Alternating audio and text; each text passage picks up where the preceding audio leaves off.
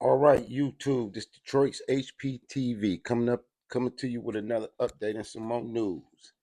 Okay, that Attorney General in New York, Letitia James, right?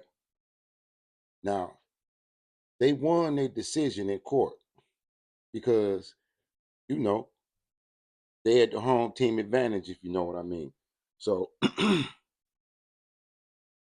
they get the big reward. Now they talking about seizing Trump's assets, anything with his name on, like Trump Towers, the buildings. So now they want to humiliate him, try to destroy his legacy, allegedly. Now, this is strange to me. I've never seen so many people have so much animosity and hostility toward one person, to where they actually celebrate everything that they think is a downfall for him. Now, I'm going to ask this question, and this is the hard question. Why are they using black women as the face for their anti Trump movement? Do you think it's a coincidence that Fannie Willis is prosecuting them down there with the cases in Georgia, and now Letitia is over here pushing it in New York? No, they got their sisterhood Kamala going to see Whoopi Goldberg and the View, and why are y'all being used as the face of this? That's just I'm just asking for a friend. That question was presented to me, so I wanted to know. But watch how they celebrate on MSNBC. This is for fair use in the 1976 Copyright Act, for educational purpose, entertainment, journalism, and the First Amendment. Here y'all go.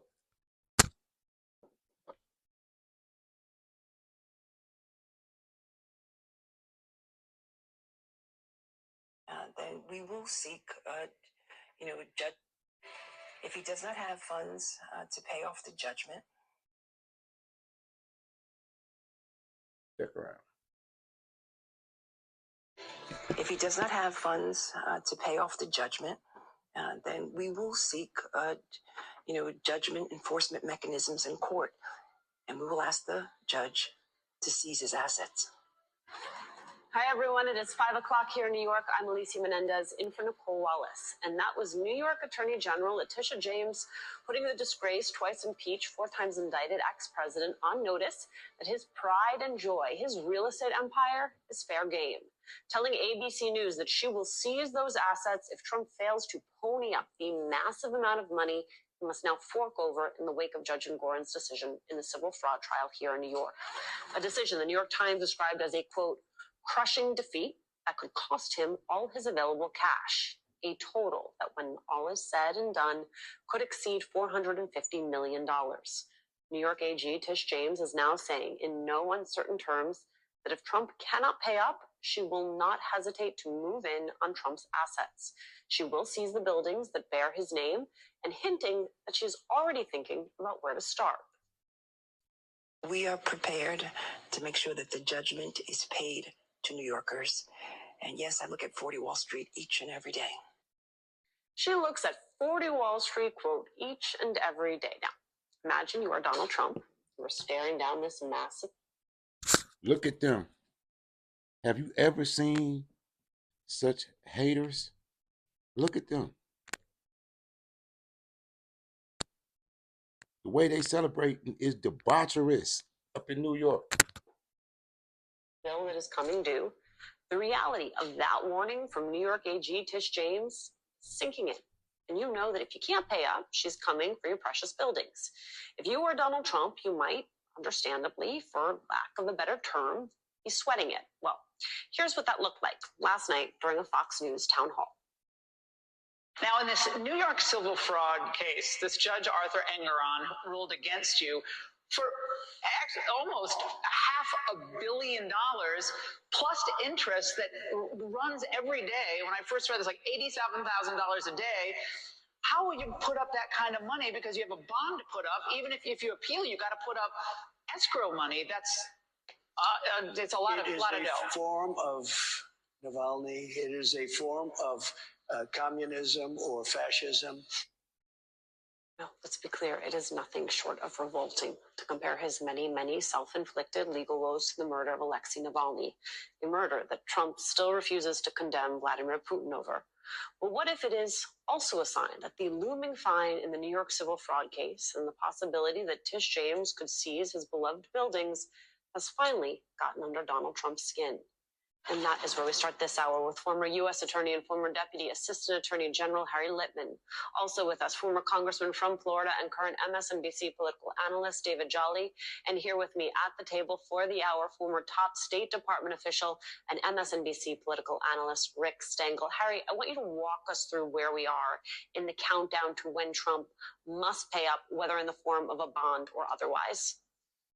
So when 30 days runs, about another 20-some, if he wants to appeal, and that's his right, he's got to pony up that bond. And you can think of it like a criminal defendant who has an enormous bond. If he doesn't have it in cash, he'll have to make deals with people and have collateral and the like.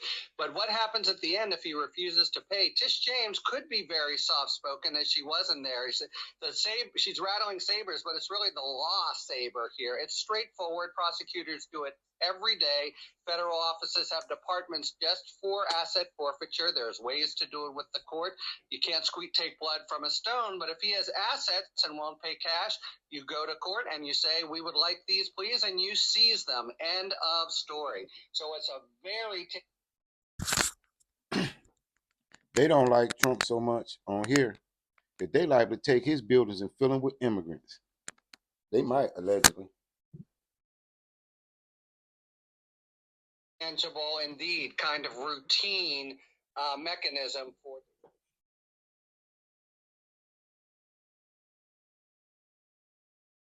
defendants who will not pay up. So it's a very serious kind of threat. Nothing bombastic about it. Rick, ABC News calculated that Donald Trump owes more than $87,000 a day. You heard that there, just in interest until he pays the full fine. There is a question of where that money is going to come from. And there are those who have suggested that it opens up a security risk, right? Here you have someone who is cash strapped, who we know doesn't want to liquidate his assets, which is what he's going to need to do in order to make this payment. Given that he is running for president, when you step back and you think of it not just as a legal issue, but as a national security interest, what does that say to you? Yes, when they're doing a background check on you before you go in the State Department to become a diplomat, one of the things they look at is how much debt you have, because the debt is something that could be used and was used during the Cold War to blackmail people. Nancy Pelosi just last week mentioned that she thought that Donald Trump had something, that Vladimir Putin had something financial on Donald Trump. So it will make him even more reckless than he is. And by the way, he's always exaggerated his... And they go on and continue to denigrate Trump through the rest of the show. I want to know what you people out there think about this. Like, that's a lot just to try. They doing a lot to try to keep him off that election ballot, for sure. And they trying to mess with the podcast too out of New York. New York is going crazy, allegedly. Well, anyway, signing out of Detroit. Like, share, and subscribe. Keep your head on the swivel.